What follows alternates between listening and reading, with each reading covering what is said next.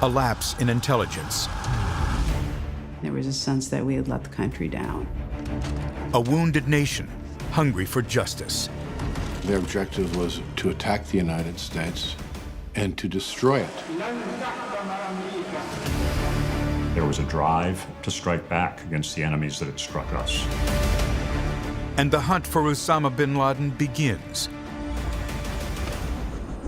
But where to find him?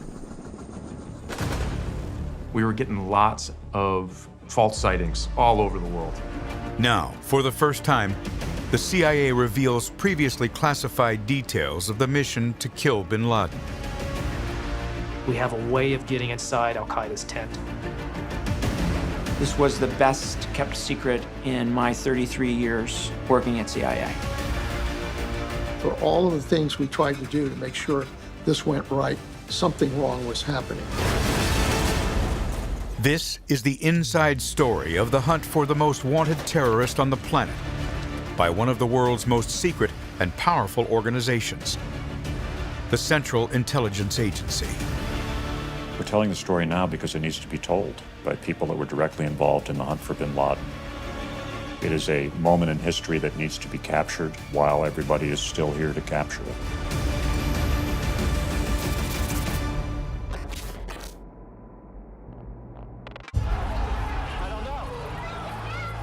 A bright September morning, 2001.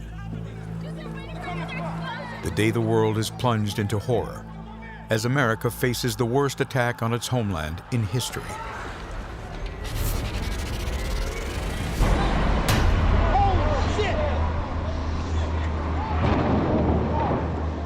Terrorists hijack 4 passenger jets. 2 hit the towers of the World Trade Center in New York. 1 slams onto the west wing of the Pentagon. And a 4th crashes in Pennsylvania. U.S. President George W. Bush, promoting education reform in Florida at the time, is immediately evacuated. I was in his small office on Air Force One. The president looked me in the eye and said, "Michael, who did this?" I said, "Mr. President, I have not seen any intelligence that would take us to a perpetrator, so you're going to get my best guess." There are a couple of nation states that have the capability to do this, Iran and Iraq, but I don't think either one of them has anything to gain from doing something like this. I think when we get to the end of the trail, we're going to find al-Qaeda and we're going to find Osama bin Laden. A few hours later, the flight manifests of one of the planes reveal 3 known operatives from al-Qaeda, a terrorist organization led by Osama bin Laden and his number 2, Ayman al-Zawahiri. This wasn't their first attack on America. A bomb under the World Trade Center in 1993. 2 simultaneous attacks on U.S. embassies in Kenya and Tanzania in 1998. And a small boat suicide strike in Yemen against the destroyer USS Cole in 2000. Years before 9/11, al-Qaeda was tracked by CIA analysts to anticipate this ongoing threat. They really began to conclude there's a threshold somewhere, but they hadn't reached it yet, where they could hit the United States, kill Americans, and there'd be essentially no retaliation. Their objective was to attack the United States and to destroy it. Pretty grandiose plan. It was like an expanding terrorist universe. Their propaganda and their recruitment drives were having some effect. They were getting recruits from all over the world, including the United States, Britain, France. We had an innate feel that this train was running over us. We were preparing for something like this. We expected it. For us, it wasn't a question of if it's going to happen, it's when it's going to happen. Though the CIA attempted to alert the policymakers about the imminent threat of a terrorist attack on U.S. soil, they failed to thwart the 9/11 attack. We had been able to warn at a strategic level, clearly in the summer of 2001. Al-Qaeda was getting prepared for something, but that very elusive tactical threat, specifically what and where, we were unable to do. There was a sense that we had let the country down. For CIA officers at the time, it was a humiliation. This was a very emotional moment, besides the fact the country had been hit, but the CIA had not been able to prevent it. There was a drive to strike back against the enemies that had struck us and to deliver vengeance and justice to those that had killed so many. It was highly personal for many people.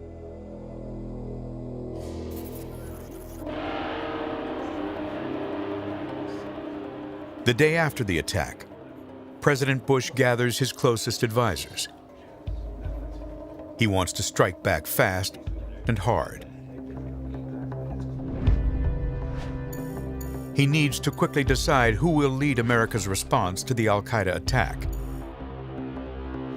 and the hunt for its leader, Osama bin Laden. The president goes around the room and says, "What do we do?" And nobody has any answers except CIA. We were ready to go, and nobody else was. Two men present the CIA plan to the president. George Tenet, director of the CIA, and Cofer Black, director of the Counterterrorism Center. The strategy is to send a few officers to Afghanistan, where the Taliban had created a haven for Al-Qaeda. The officers will recruit Northern Alliance fighters, opponents of the regime, to help the United States defeat the Taliban and find Osama bin Laden. We had to convince the president we could do this. We're a civilian intelligence agency.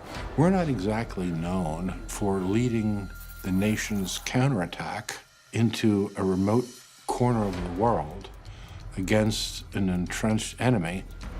The order of battle is something like 400 to 1. I underscored that, this is not going to be a bloodless activity. So by the time we're done, the enemy's going to have flies walking across their eyeballs.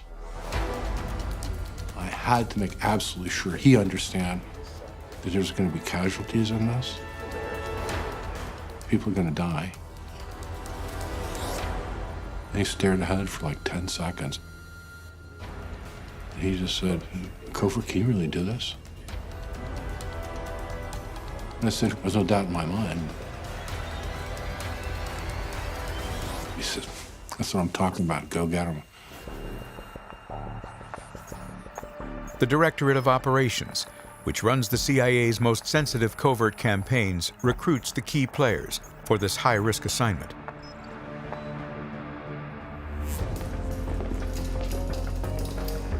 Two days after the 9/11 attacks, the CIA set up a makeshift headquarters in Langley for this top-secret mission.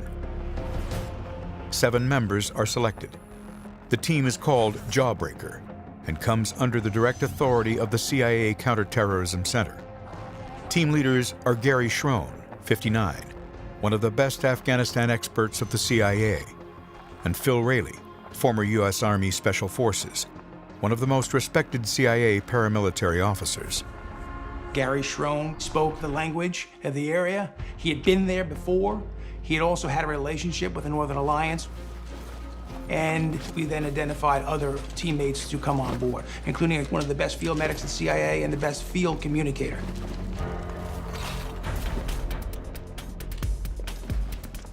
Besides gear and food, the team is equipped with AK-47s, 9mm automatic pistols, and $3 million in cash and $100 bills, packed in 3 boxes. The money will ultimately be used to recruit allies on the ground.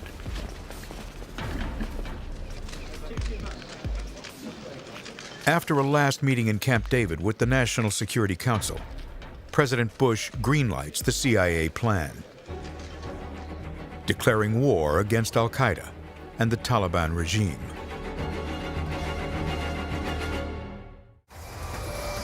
In Langley, the Jawbreaker team assembles. None of them were nervous. And they came in to make sure that their insurance forms were done, that their records were up to date, wills were processed. There wasn't a big party. There wasn't a farewell speech. They just left and went to do what they're supposed to do. We deployed initially to Germany, and from there we then moved forward on CIA air assets in Tashkent, Uzbekistan, and then Dushanbe, Tajikistan. We used a Soviet helicopter. It was the only airlift we had that had been used previously to go into Afghanistan. So we had the means to get in. CIA has many ways to infiltrate people, and we could have used other things, but this was perfect. It had a large internal auxiliary fuel tank. It was packed with all the gear that we would need, as well as $3 million that we brought with us. 2 weeks after 9/11, the Jawbreaker team deploys. Next stop, Afghanistan.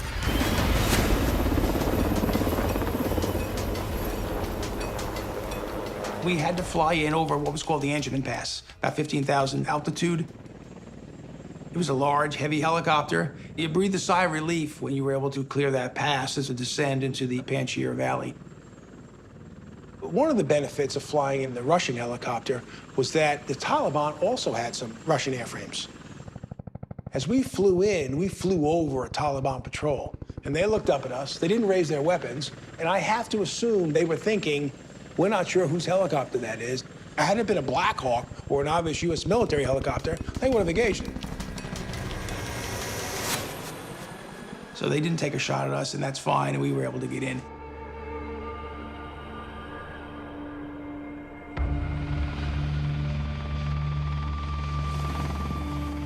As soon as they land in the middle of the Panjshir Valley, the team starts its mission. Meeting new allies against the Taliban and funding them to conduct the fight. The Northern Alliance needed funds to do certain things, and that's what the cash was for. In addition, we were making contact with other Afghan allies that we thought we could deal with. Be it Uzbeks, be it other Pashtuns in the south. Part of the message was, you're on our team now, was also to say you're now going to accept additional CIA personnel and U.S. military personnel into your ranks. After Jawbreaker paves the way, the U.S. military enters the fight. The U.S. Army Green Berets 5th Special Forces Group, also called the 5th Legion, is selected to bring the fight to Afghanistan. My mission was to destroy the Taliban regime and render Afghanistan unsafe as sanctuary for Al-Qaeda. It was both daunting and intimidating, and it was also like, wow, this is a classic Green Beret mission. I mean, how many times do you get told, go take down a country?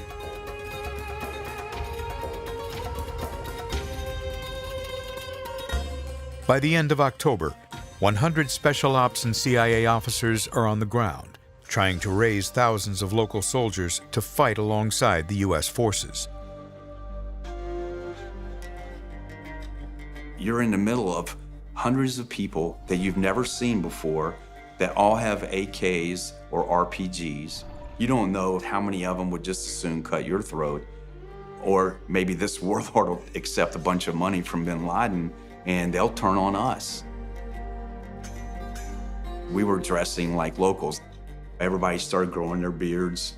I have the blanket on that covered up my military equipment.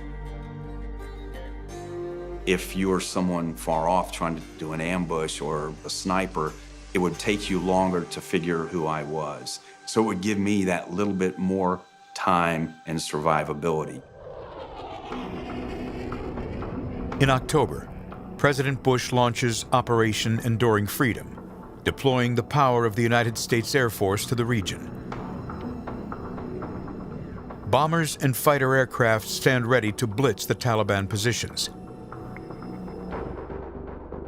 On the ground, the Special Forces and CIA teams identify targets one by one, using advanced laser designators to identify GPS coordinates.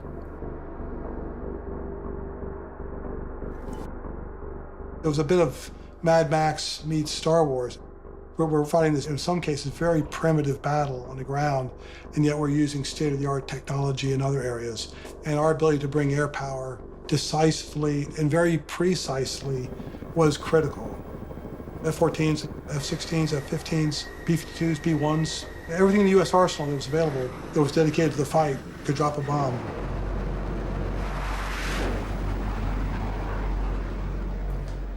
In the White House, George Bush's intelligence briefer, Michael Morrell, keeps the president informed of the state of the mission. I started showing the president, these large military maps, where the Northern Alliance forces were, where the Taliban forces were, what's the intelligence on where bin Laden is. And I remember the president's frustration with how slow it was going. So the president would push George Tenet almost every morning to, George, what's going on here? How come these guys aren't moving? But once they did start moving, they just cut through the Taliban like butter. The CIA's plan is extremely effective. The Northern Alliance takes all the main cities of Afghanistan. The campaign in many ways came together almost like water flowing around a stream bed on how the teams could inform us, like a stain spreading. Once that air campaign started, they really did start to evaporate. The enemy just dissipated, just went away. Those that stayed and fight died. For Osama bin Laden, the end of the Taliban regime leaves only one safe place: the mountains. In November, the CIA intercepts a radio message identifying Osama bin Laden's voice coming from a cave complex named Tora Bora, located south of the city of Jalalabad and less than 10 miles from the Pakistani border. We knew that it was almost impregnable, but everyone was super excited. I mean, this was the whole purpose. This was the man behind 9/11. In the final week of November, a few Americans, supported by Afghan guides, leave Jalalabad to creep into the mountains around Tora Bora.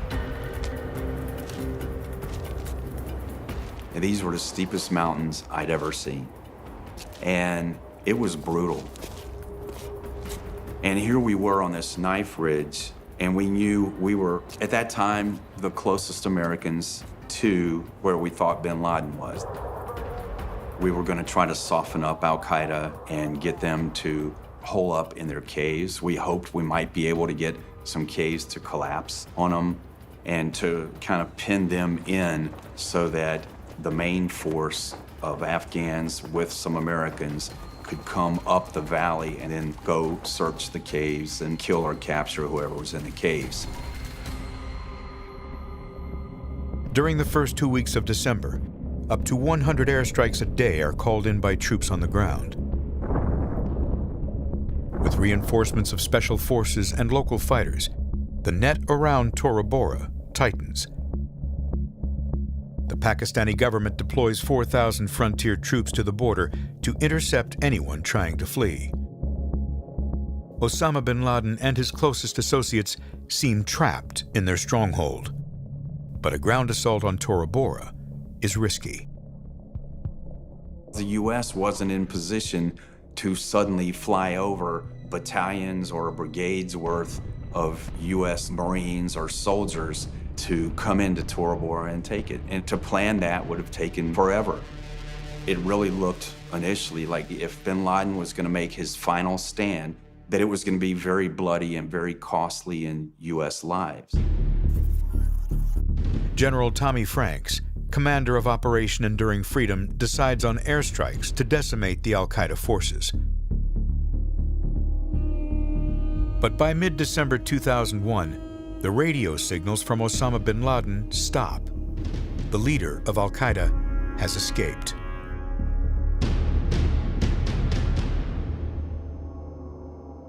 They were there in this very constrained area, and if you don't block them and engage them, they can escape. It would have been really an elegant end to this. If we had ended it right there, we should have. I'm bothered by that, but I'm an intelligence officer. I'm not a four-star general. It's kind of like an end piece. He was there, and from that point, he was gone. I was the first person to tell the president that bin Laden had escaped from Tora Bora. The president said, "Is there anything new this morning?" And so I told him that bin Laden had escaped, and he shot the messenger. And he was very angry. He said, "How could you have let this happen? What is your plan going forward?" After the failure of Tora Bora, al-Qaeda operatives who were hiding with Osama bin Laden escaped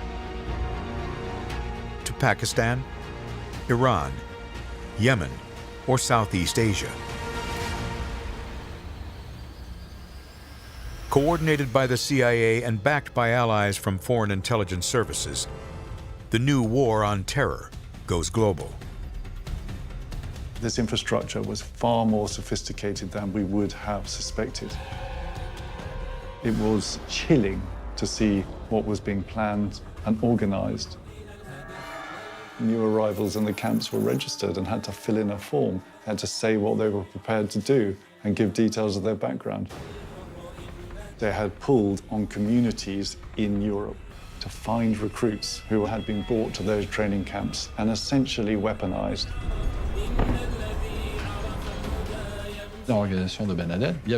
There were French people in bin Laden's organization. We discovered that these people were more than ready to take action. And we knew that they would be used primarily to strike in their own country, France.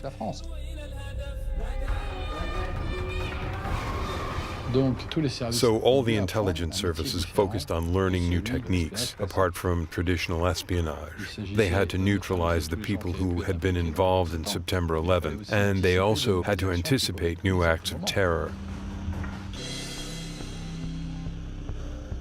This was the birth of a sort of industrialization of counterterrorism techniques, focused on developing the intelligence that might disrupt whatever was going to come next. All of the allied services will have been contributing into that effort. In a period of 12 months, we quadrupled the size of the Counterterrorism Center.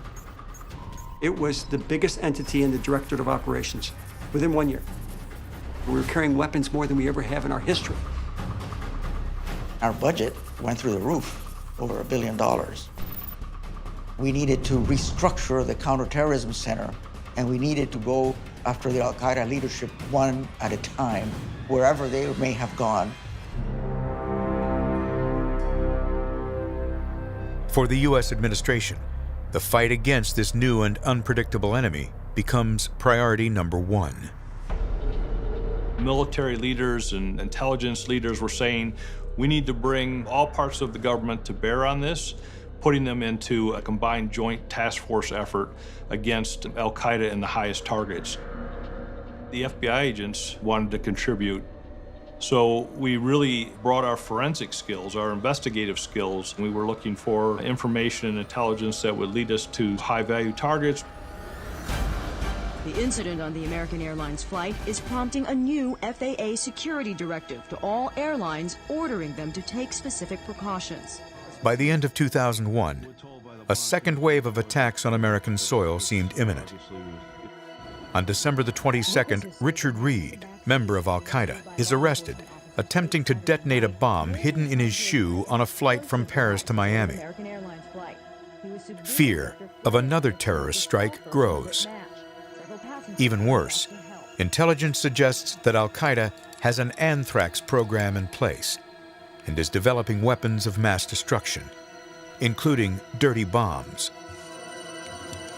The feeling in late 2001, 2002 was that any day could be the next attack.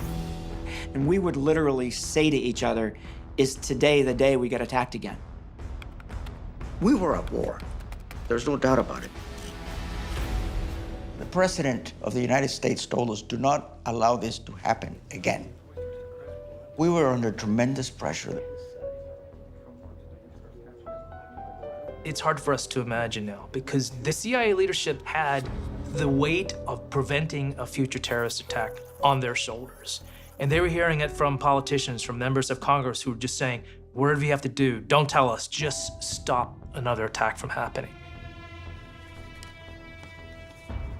In March 2002, a joint operation of the CIA and Pakistani authorities captures Abu Zubaydah, a potential high-value target within al-Qaeda who could provide information about future attacks or about Osama bin Laden.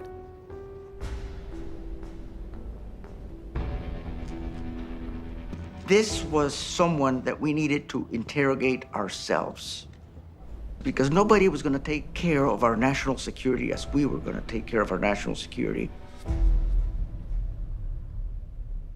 We needed to actually set aside the risks and the political correctness and interrogate him away from the public light. If we brought him to the US, he would lawyer up and he would go through the whole criminal procedure thing. And we needed to get intelligence on the plans and intentions of al-Qaeda for these different threats that were coming at us. Our interest was not in building a case so we could charge him with a crime. Our interest was to prevent another major attack on the US.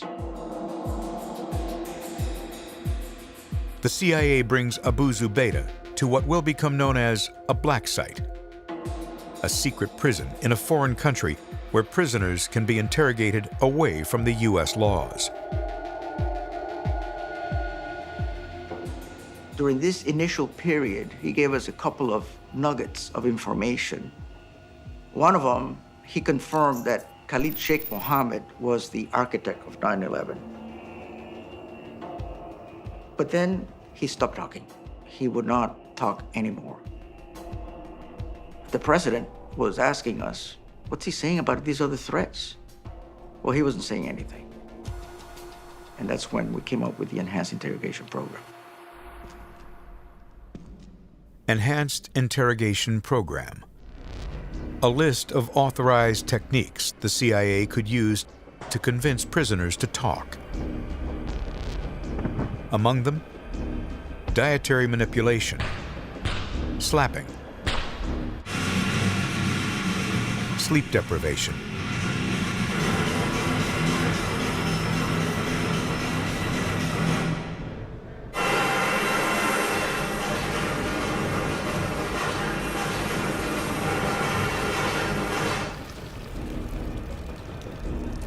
and waterboarding, which consists of pouring water on the prisoner's towel-covered face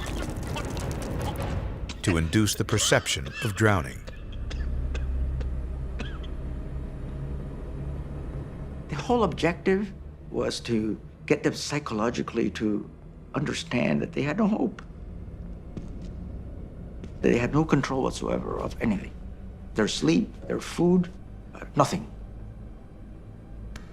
And we would increase the pressure until they finally agreed to cooperate with us, until they became compliant.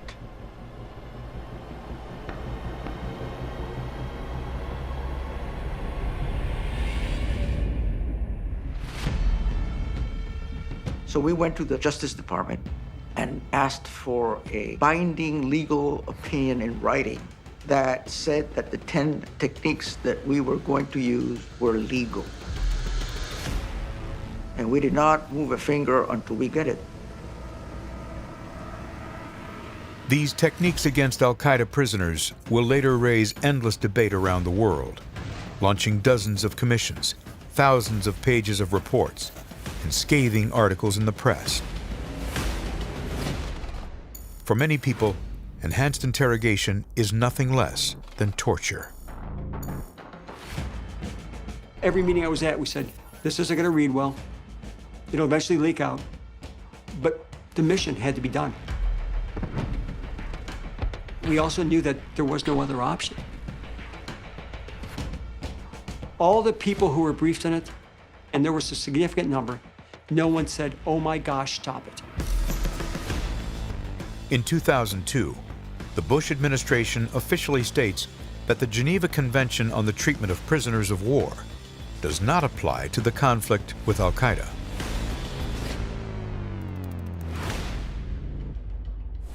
The president approved the program, and the national security team approved the program. The congressional committees are briefed. Everybody was on board for this. This enhanced interrogation program was not just CIA's program, this was America's program.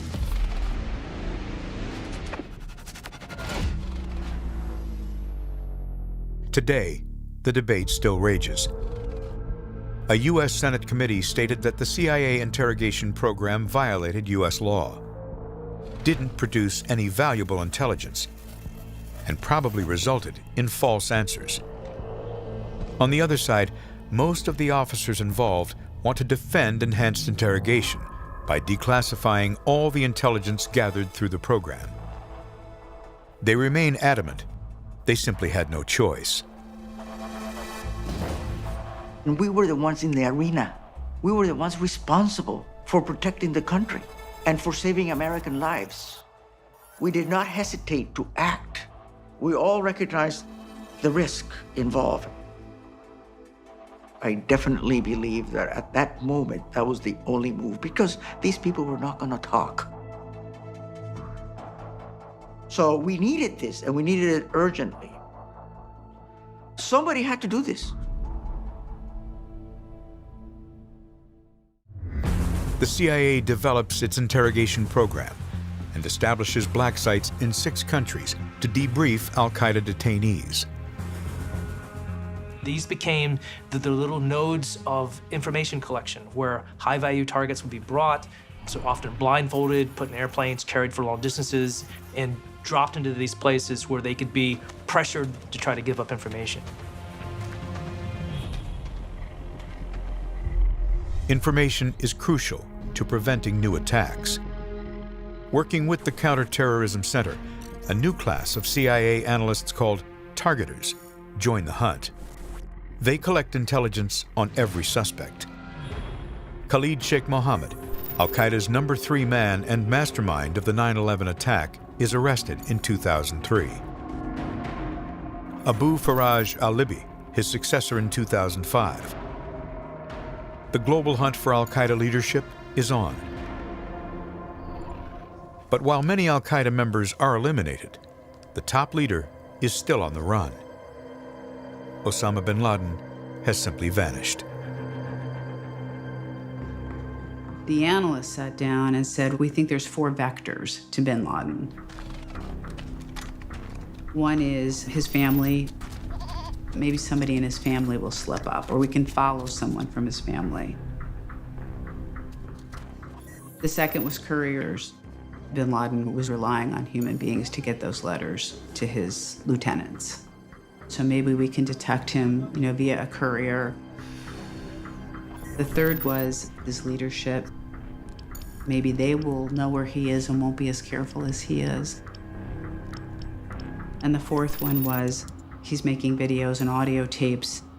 Maybe with technology we can distill at least a location that will narrow our search. The CIA analysts use advanced analytical software to sift through the reams of intelligence gathered.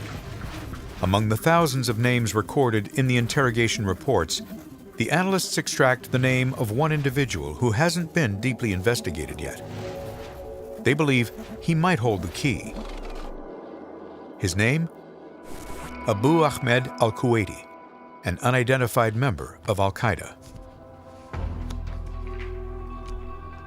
We first hear about this guy named Abu Ahmed al-Kuwaiti in 2002 from a detainee who's in the detention of a North African country. And this detainee says Abu Ahmed al-Kuwaiti might be a courier for bin Laden. But he was a ghost. We didn't know his true name. We didn't know where he was. We didn't know anything about him. So now we ask every detainee, both those in our own custody and those in the custody of other countries, about this guy named Abu Ahmed.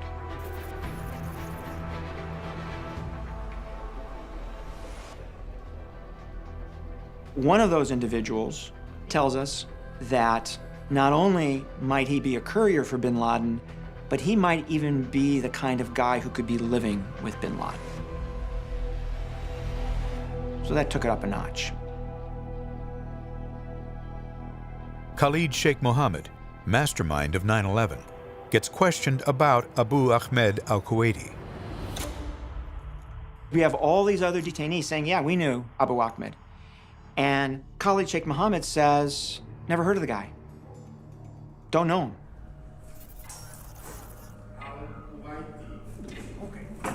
He was a tough guy. All these people have huge egos, and there's certain things they're not going to tell you. Khalid Sheikh Mohammed was not going to tell us anything about where bin Laden was. But he had a system of communicating with the other prisoners held at the black site. He would pass messages hidden in books that they were reading.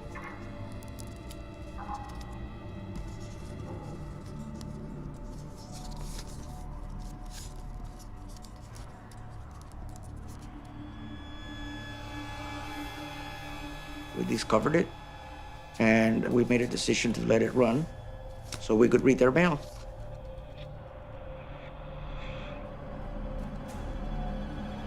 And he told him to not say anything about al-Kuwaiti. Nobody talk about the courier. So now our interest in Abu Ahmed goes sky high.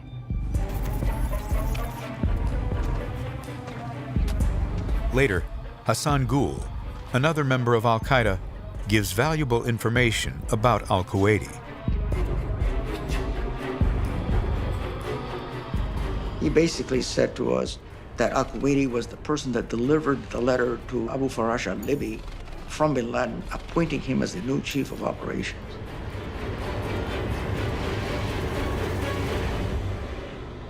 That's a big decision. It's an executive decision coming from Osama bin Laden. So we knew we were onto something.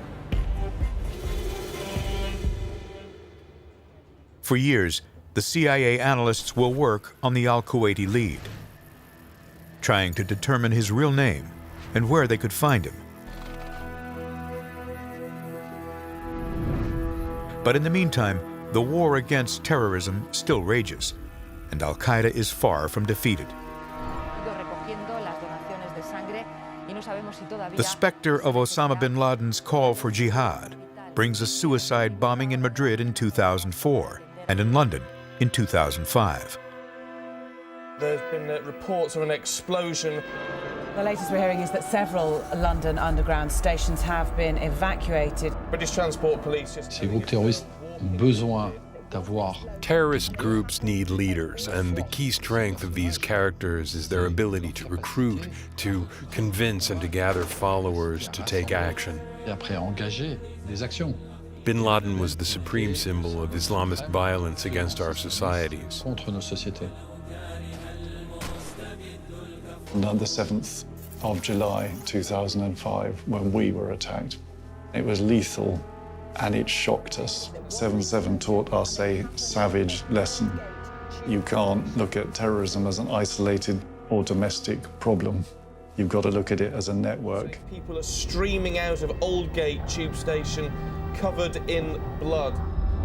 That 2005, 6, 7 time period was a period of resurgence for al-Qaeda. There was great concern that there was going to be another wave of attacks. Analysts were working hand in glove with the operational folks who were working with their foreign counterparts to drive the specific operations that were taking people off the battlefield. Al-Qaeda operatives are targeted one by one, and the death toll for the terrorist organization reaches a peak. But the main target defies detection: the untraceable Osama bin Laden. We were getting lots of false sightings all over the world. There'd be these bits and dribbles of intel coming in. Oh, we saw him in a market in Peshawar.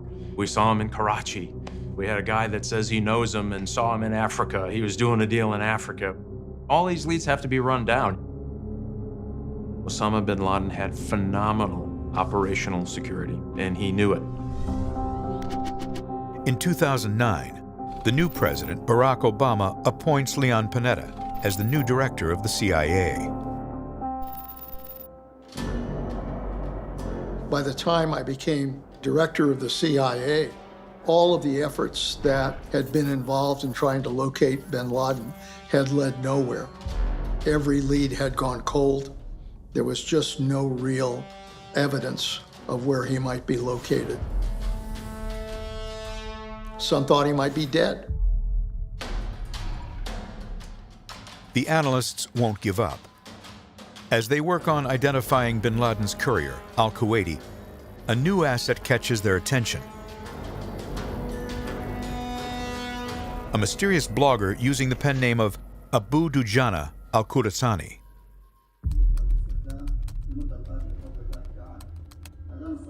He was a doctor, and he had a hobby on the side, which was to be kind of an online rabble-rouser for the cause of jihad. And became a very prominent voice within the jihadi community with many followers around the world. He was urging them to do acts of violence to attack American targets. The Jordanian intelligence services, faithful ally of the CIA, uncovered the identity of this online jihadist. Humam Khalil al-Balawi. They arrest him and pressure him to become a double agent.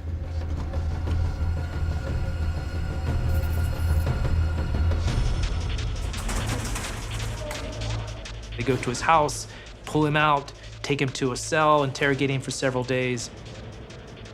And this doctor, having never been arrested before, flips fairly quickly and agrees to become an informant for the Jordanians, and by extension for the Americans. For several months, al-Balawi gives information about al-Qaeda to his Jordanian handlers, who pass it to the CIA for assessment. It was clear to the CIA that the information from this new informant was best stuff they'd seen in years. This unknown informant becomes a rock star because he starts to deliver real-time information that the CIA knows about and can check.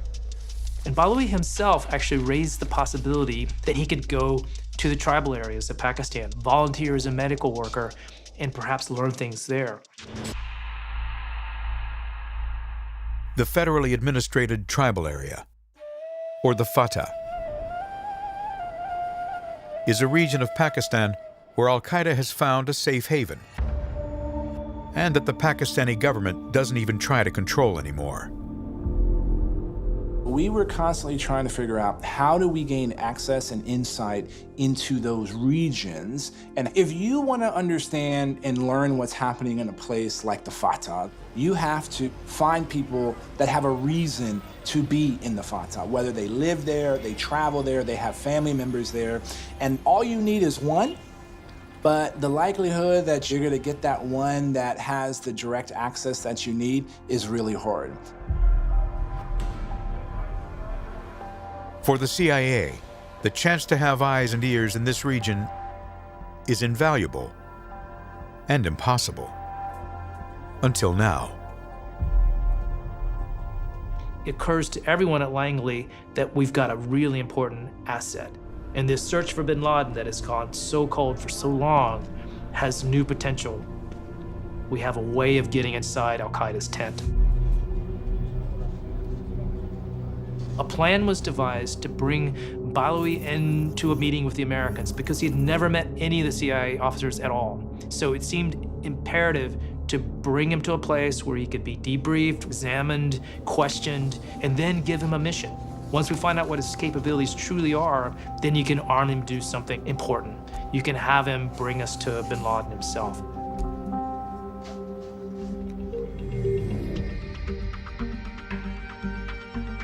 The meeting will take place in the CIA station inside Camp Chapman, a high-security U.S. military base in the Afghan city of Khost, 10 miles from the Pakistani border. The plan is for al-Balawi to secretly drive across the border to avoid being spotted by al-Qaeda members.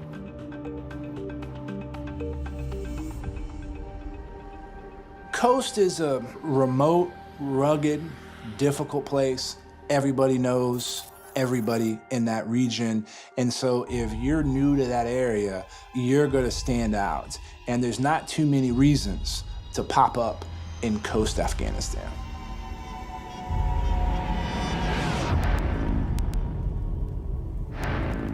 Balawi said he was nervous, he didn't want to be identified by local informants, and so he set the terms that he'd not be searched, that no one manhandle him as he was being escorted into the base to meet his CIA handlers.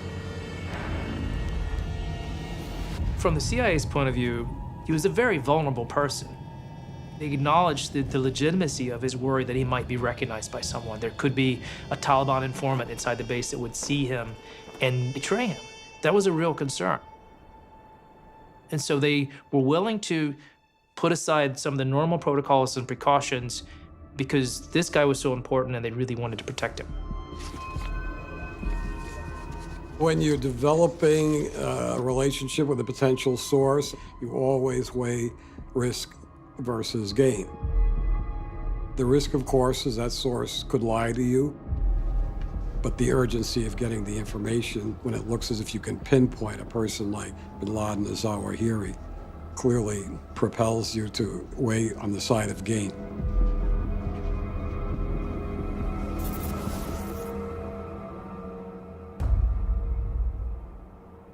The first meeting with al-Balawi is set for the end of the afternoon. The CIA station officers, protected by CIA security personnel, gather outside, waiting for his car to arrive. Our first meeting with a potential source is critical. You get a chance to look at his body language, to see how he talks, how he responds to questions. You also want to probe his motivation a little bit. How sincere is that motivation?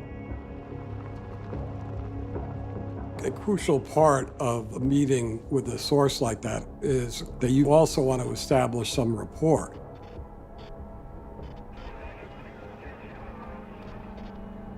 It's not a hostile interrogation. It's a debriefing. As the CIA agreed, the director of base security instructed his team to waive the usual security protocols for this unknown vehicle entering the base.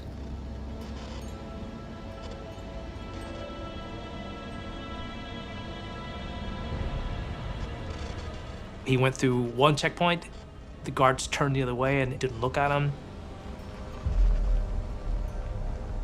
He went through a second one, to a third one, got a pass to get into the CIA's inner sanctum.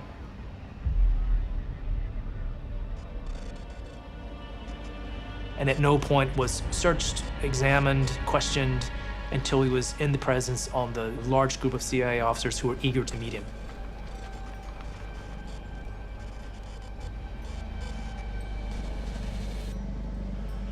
The intelligence officers gathered around his car.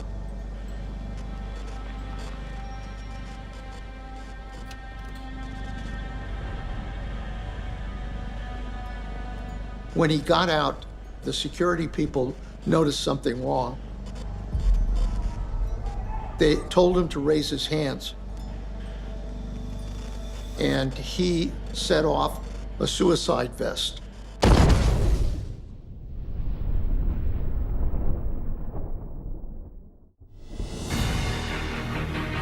It's believed to be one of the deadliest attacks in the agency's history. The bomber apparently just walked up to them on the base and detonated his suicide vest. How did this bomber get past 3 layers of security? In the video recorded before the attack, The Quiet Doctor, online jihadist, and new recruit to spy on al-Qaeda for the CIA, was in fact a triple agent, ready to die for his cause. The one thing you learn in this business is that intelligence people really do have to put their lives on the line. Of course it's risky. Were mistakes made in the security process? Probably. But bottom line is they had the courage to basically go through with that meeting, take the chances that they had to take. An American hero. Every one of the families of those who had died said, please continue the mission that our loved one was involved with. They paid with their lives, but in many ways, they did not die in vain because their death inspired others to keep fighting for the mission.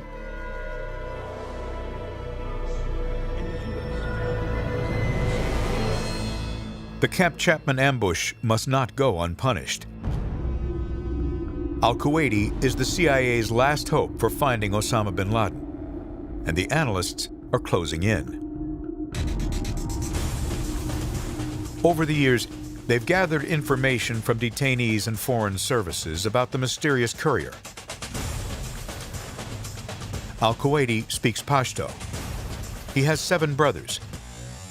His nom de guerre refers to the fact that his parents have Pakistani roots, but now live in Kuwait. By cross-referencing this intelligence with the gigantic database on al-Qaeda members, they've narrowed down the identity of Abu Ahmed al-Kuwaiti. The prime suspect now has a name: Ibrahim Saeed. Those people worked for years to try to find the right lead. Linking those two names together based upon what CIA knew about the courier was a work of art. But no one knows where to find Ibrahim Saeed. The CIA keeps Saeed's family under constant surveillance in Kuwait. Phones are tapped, conversations recorded. Saeed uses several phones which he randomly activates and deactivates. They are geolocated in northern Pakistan, sometimes in Rawalpindi, and other times in Peshawar. Until one day, during one of those conversations, he says something to the effect that I'm working with the people I used to work with before.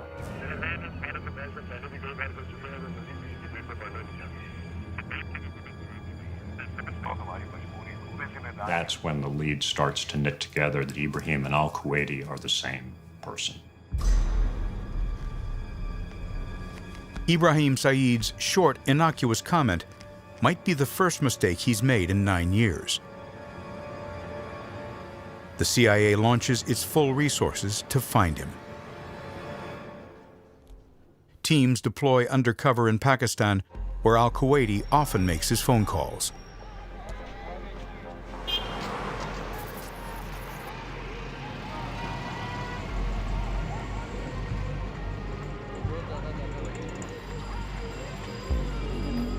A CIA surveillance team, now permanently stationed in Peshawar, patiently wait for al-Kuwaiti to turn on his cell phone.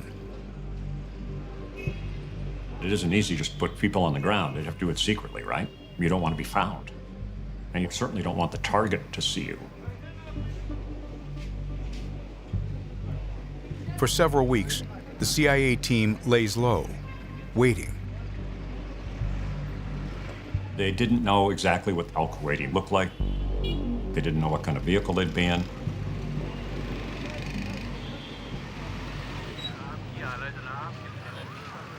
Until one day, al-Kuwaiti activates his phone very close to them.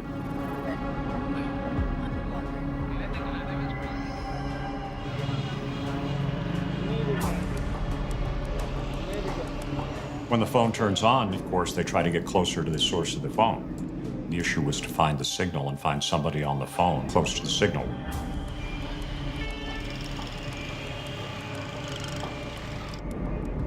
"9 years after 9/11, the CIA is finally about to identify the one man who might lead them to Osama bin Laden.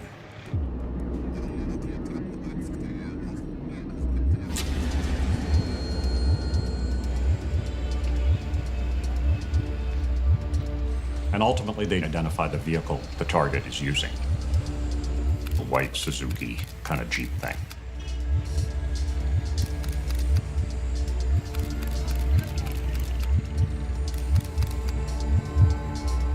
al-Kuwaiti was in the vehicle.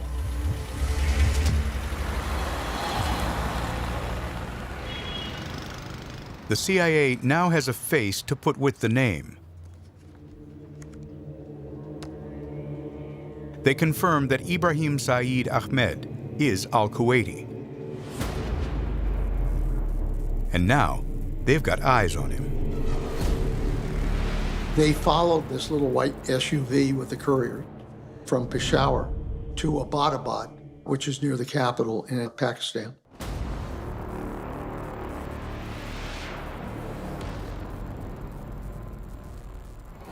And the SUV pulled into a compound. Abbottabad is a city of 2 million people. The compound, in a residential area, is not even 2 miles from the military academy of Pakistan. The CIA sets up a surveillance team. It was clear that we had found something unique in the existence of this compound. It involved the couriers who had served bin Laden in the past. And it was clear that they were conducting their pattern of life each day with high security. They would travel 90 miles away in order to make a phone call.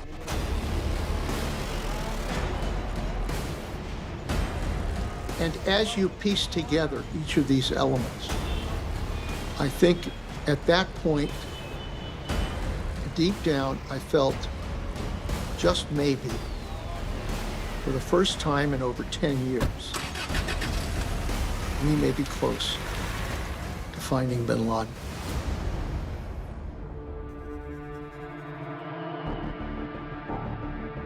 The compound had 12-foot walls and in some places 18-foot high walls. It had a large field on one side of it, very open. The design of the compound itself had a driveway with walls on either side, so if you stood even in the gate and looked in, you couldn't see laterally into the courtyards. It had balconies that had 7-foot high walls on them, so if you were looking at the balconies, you couldn't see the people sitting on the balcony or standing on the balcony. They burned their trash inside the compound. Further collection against the target did not reveal any electronic signals coming off the target. And the compound itself cost a lot of money to build.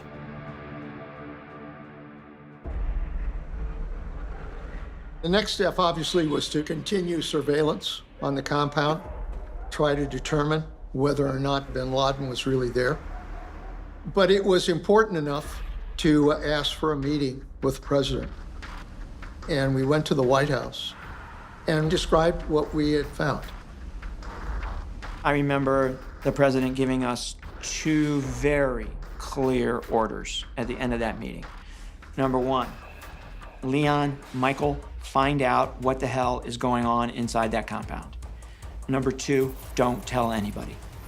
Nobody else knows about this except us. It would take only 1 leak, only one, that we might be on to bin Laden, and he'd be gone. This was the best kept secret in my 33 years working at CIA.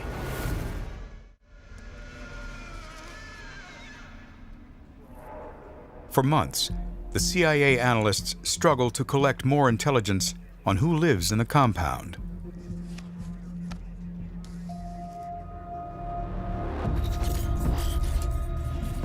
At the end of 2010, overhead surveillance reveals an unidentified man they nickname the Pacer.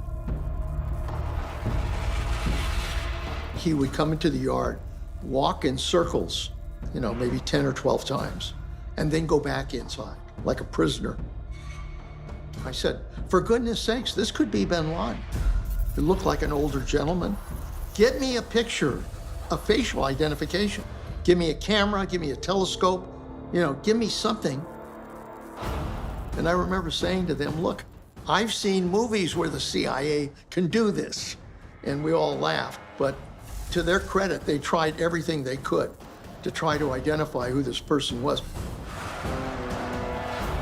We tried to get a fix on his height, and the answer that came back from the National Geospatial Intelligence Agency was he's somewhere between 5 and 7 feet tall. So, not exactly helpful. Despite the efforts, the pacer will never be clearly identified.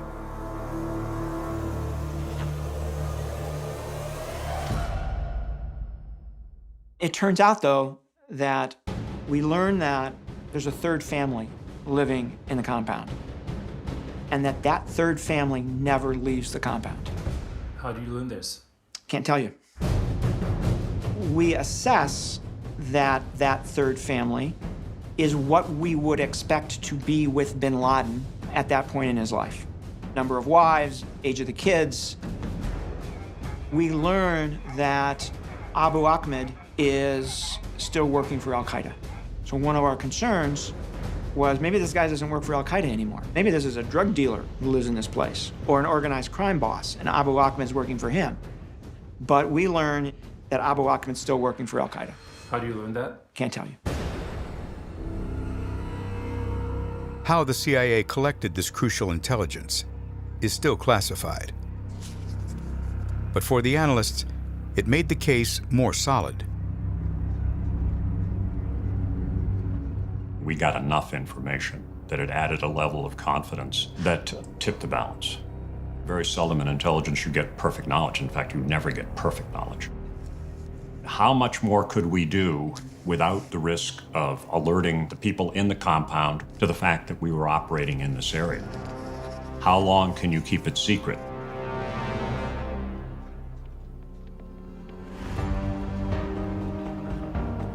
Ultimately, inside CIA, we did a conference to ask for assessments.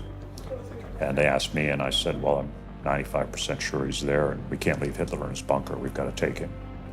For me, there was enough intelligence there to act. The CIA briefs the president. We said, we think bin Laden is there. He asked us, how would you go about getting this guy?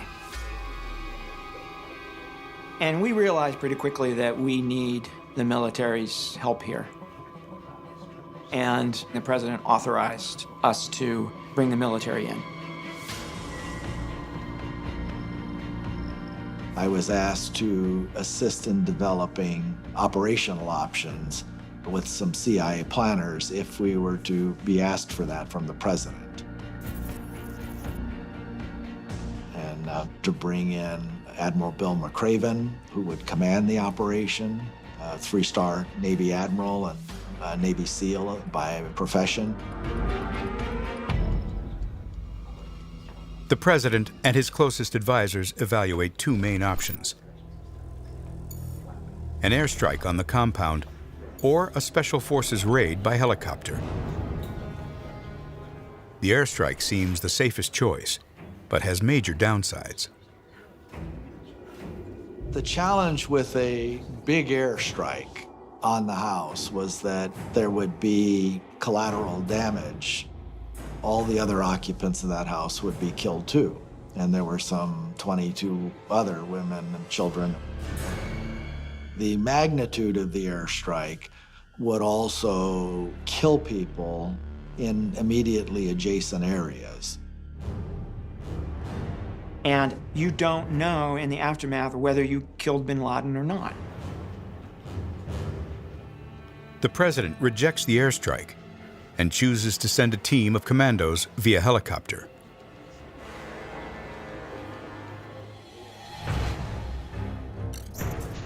The unit chosen by the Joint Special Operations Command to conduct the assault is SEAL Team 6, often considered the best of the best. The assault squadron that was chosen to go was Red Squadron at SEAL Team 6. They showed up and they realized that, hey, they weren't there for an exercise, they were there to go after bin Laden. And then we began training immediately. The plan was the 2 helicopters coming in. The one that was hovering between the main building and the kind of ancillary building where one of the couriers was living. That group of 12 guys, half went to the bottom floor of the main compound, and the other half went to deal with that courier. The second bird came in fast roped onto the roof, and those guys were to make their way down where bin Laden was, and they would sandwich him, if you will. After 3 weeks of training, Admiral McCraven confirms to the president and the CIA director that the squadron assault team is mission ready. The SEALs are cleared to deploy to the U.S. military base in Jalalabad, Afghanistan. In Washington, D.C., it's time to make the final decision. Pursuant to our Constitution, the President of the United States at that time, Barack Obama, was the Commander-in-Chief. So it was his decision on whether or not we were going to go forward with the raid to hopefully bring to justice the person who was behind the attack at 9/11. It's huge because you don't want a world war. You deal with other countries. It could impact your allies. We had to send U.S. forces across a nation-state border into their country, armed, to try to effectuate an arrest of an internationally known terrorist.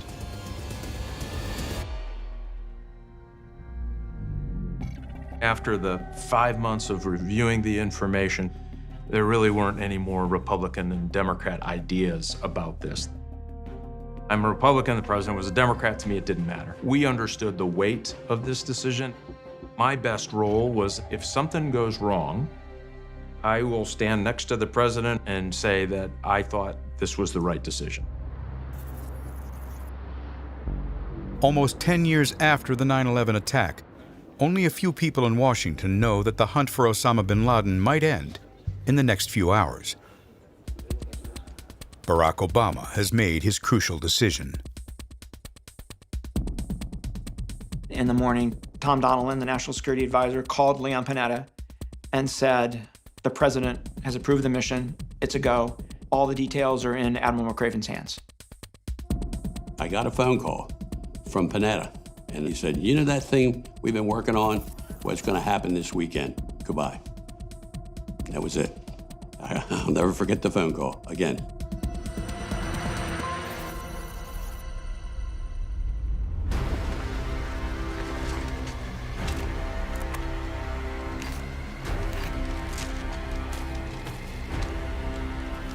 The night has fallen on the U.S. military base in Jalalabad. The SEALs are ready to launch this very special mission, probably one of the most important since World War II. The mission was a kill mission. We were not supposed to capture bin Laden. It was the order from Bill McCraven, but it was also signed off by the President of the United States. At that level, the President's got to agree to it. Every other mission we do is kill or capture, and this time we're going to tell him, well, it's essentially an assassination.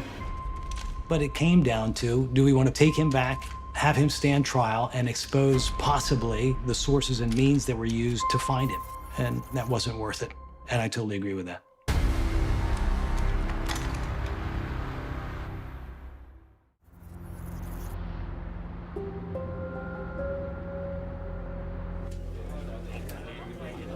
President Obama and his National Security Council gather in the White House Situation Room. The CIA team monitors the operation in Langley. We had a direct connection with Bill McCraven, and he was giving us a blow-by-blow of what was happening.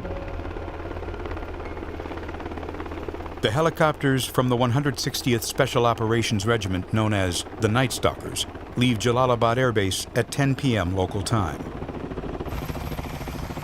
2 modified Blackhawks with a very low radar signature will carry the SEAL team, while 2 larger Chinooks will serve as quick reaction force in case the SEALs need backup.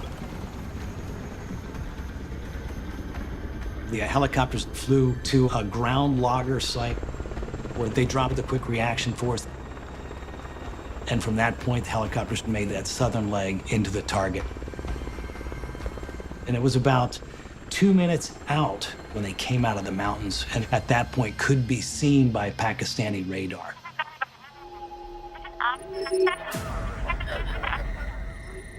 A few minutes before the helicopters reach the target, the CIA intercepts a signal.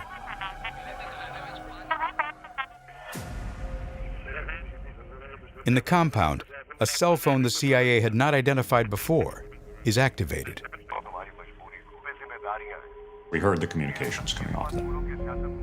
And the last communication was one brother calling another brother, and he said, "They've come from above." And those were effectively his last words that were recorded.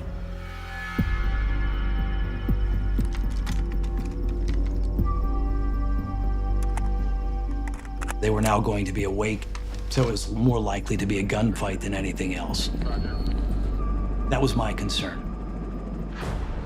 The other concern as well was if a call was going on to wake up bin Laden, the Pakistani military knew that something was going on in their own backyard there. The timer is on, and from the time that call came, we figured the guys had 30 minutes until the Pakistanis would mount a response. The two helicopters reached the target at midnight. We were able to follow those helicopters into Pakistan, and we had surveillance over the compound itself when the helicopters arrived.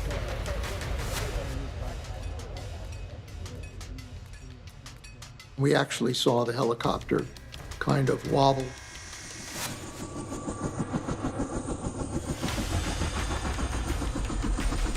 So as we're watching those birds come in over the compound, for me in slow motion, the one that was between those two houses is supposed to stop. You know, when you fast rope, the helicopter stops. Out go the ropes, guys slide down the rope.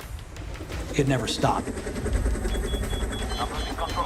There were walls, and it did not allow the air to disperse. It drove that dirty air, as helicopter pilots call it, back up into the rotors, and it lost power. And when it loses power, it's just sliding off the target and then turns slowly clockwise, and then you see it set down there in the animal pen.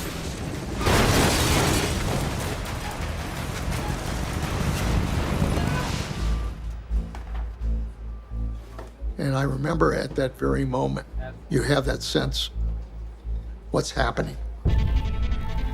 There was a shock in everybody's face. It's that moment when you're thinking, for all the planning, for all the work, for all of the things we tried to do to make sure this went right, something wrong was happening. Is it going to destroy the mission? The pilot avoids a crash, landing the helicopter in the animal pen near the main house. The Black Hawk is destroyed, but everyone is safe. I asked McCraven, who I was in radio contact with, what the hell's going on, Bill? And he didn't miss a beat. He said, there's no problem. We're going to continue with the mission. I've got backup helicopters coming in. They're going to breach through the walls, and they're going to go in and complete the mission. And I said, God bless you. Let's go. There was no time to be concerned because the helicopter lands, the guys are out of there instantly. When the helicopter went down hard, the neighborhood woke up. So people were turning on their lights, people were coming out, wondering what's going on here. So it was a race against time at that point. The second helicopter basically sees his buddy have issues and said, uh-oh, and went immediately to his alternate landing site, which was outside the compound. And the guys jumped out of the helicopter and ran to the door that they were going to use as an alternate entry point, then recognized that that door had been blocked up from the inside. So you had the team outside and the team inside. The team inside still had to come over the wall that separated the animal pen from the houses, so they came over that wall. The team outside couldn't get in, so the senior operator on the ground said, hey, I got you. Walked right up to those double doors, opened the doors from the inside, and the guys came flooding in, and then everybody, of course, had to go through the ground floor door and make their way to the top.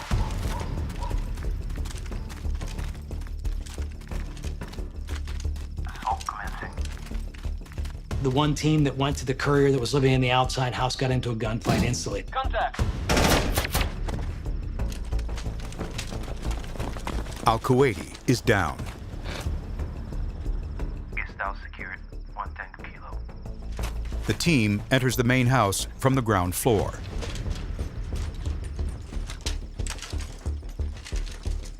on the first floor. The second courier was there.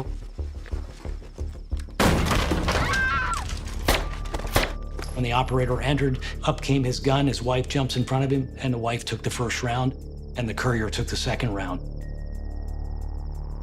That is not the way we like to do business, but we recognize that those things happen. We're able to hear what's going on. We hear gunfire. They're breaching through the walls and going through the walls, so we know something's going on. It's obvious they've run into opposition. The guys that had to breach the doors, they would drop off to cover dead spaces, places that you can't see behind where somebody might be hiding.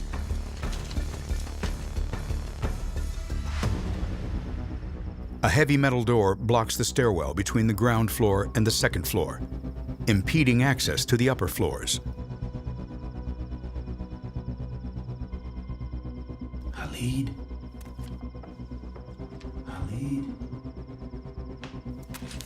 Bin Laden's son came down the steps. They shot him there.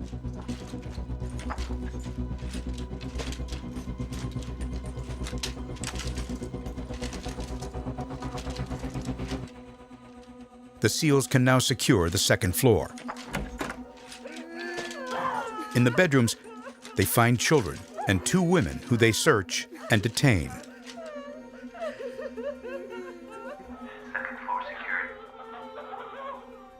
The SEALs approach the 3rd floor, where Osama bin Laden should be hiding.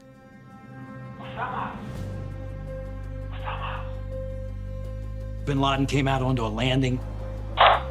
They took a shot at him, which hit him in the side.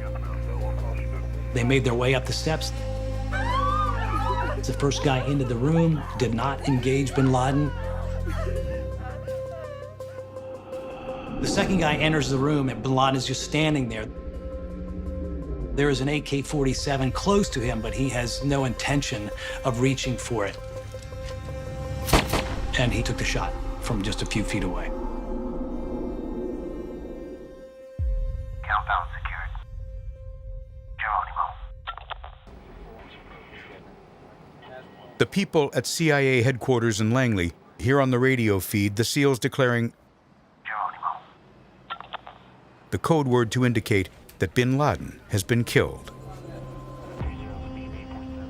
And then McCraven says, I think we have a Geronimo. And I'm not sure what's going on then. It's about 15 minutes, the longest in my lifetime. And I was waiting and basically saying, do we or don't we have Geronimo? And then McCraven came back and said, we have a Geronimo. We had bin Laden.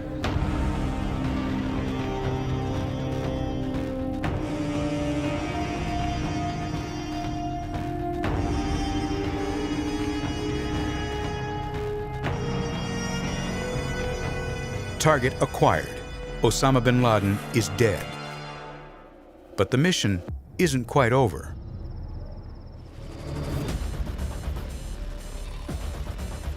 On the ground, the timer is ticking. The SEALs need to leave before the Pakistani authorities show up. Chinooks from the Quick Reaction Force race to the exfiltration site. But first, the crashed helicopter must be destroyed.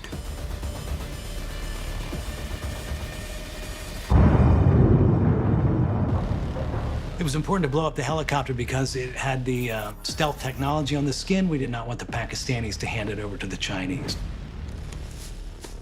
The other part of the team was gathering as much information as they could, digital information, all the papers and stuff that they found, as they were calling in those helicopters to come and get them for their extraction. The 2 helicopters came in, landed approximately in the same place where the helicopter that didn't crash landed outside the compound. The guys made their way out of the compound and into those 2 helicopters and then took off from there. And they actually stayed on target 38 minutes, so 8 minutes longer than we had planned. The Pakistani Air Force won't react fast enough to intercept the helicopters. the SEAL team can fly back to Jalalabad Air Base without being targeted. Once they're back in Afghanistan, the SEALs are safe. And now the issue is, was it bin Laden or not? You had a resemblance to bin Laden, but he was shot in the face. Being shot in the face is not like it is on TV with a small hole. There's not much of the face left. So you can't clearly identify. But the president wanted to be sure.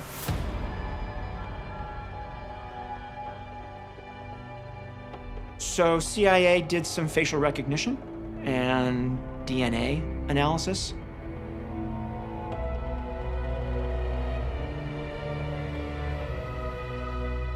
We were able, at that point, to actually confirm that it was bin Laden.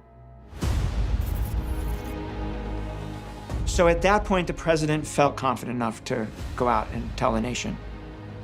Tonight, I can report to the American people and to the world that the United States has conducted an operation that killed Osama bin Laden, the leader of Al-Qaeda, and a terrorist who's responsible for the murder of thousands of innocent men, women, and children.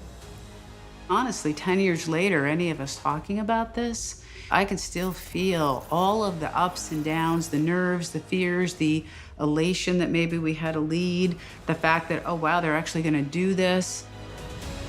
Last August, after years of painstaking work by our intelligence community, I was briefed on a possible lead to bin Laden.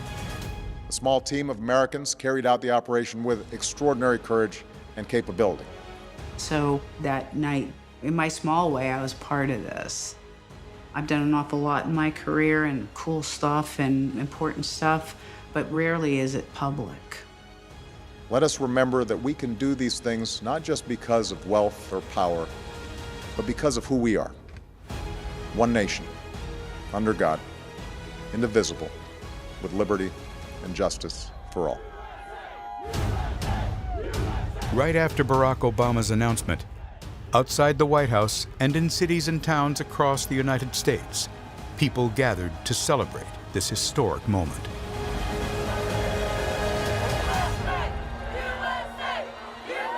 Everybody shared this moment almost as we did after the bombing of 9/11, where the whole country coming together and feeling that justice had been served. There had been a concluding chapter to this terrible event in American history. To be able to walk outside and hear people yelling, USA, USA, the first sense was tremendous pride in what the intelligence officers and the military officers had accomplished. And that we had accomplished something that I thought was really important, not only to the families of all of those that had lost their lives on 9/11, but I thought it was a really important message to send the world, that nobody attacks our country and gets away with it. This is probably the greatest accomplishment that the CIA has done in its history. I think in many ways, it was not just healing for the country, it was also healing for the CIA.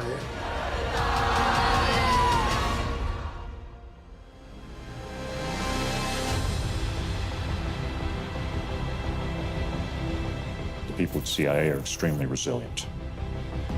Yes, we're going to mourn.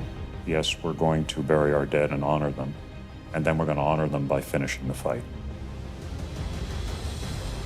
That's what CIA is in business to do. We take risks, steal secrets, do things that other people can't do. But I'm not a hero. I did my job and did it as well as I could. The heroes are the people that died at Coast. The heroes are the people that are on the wall at CIA. Heroes died on 9/11. They're heroes.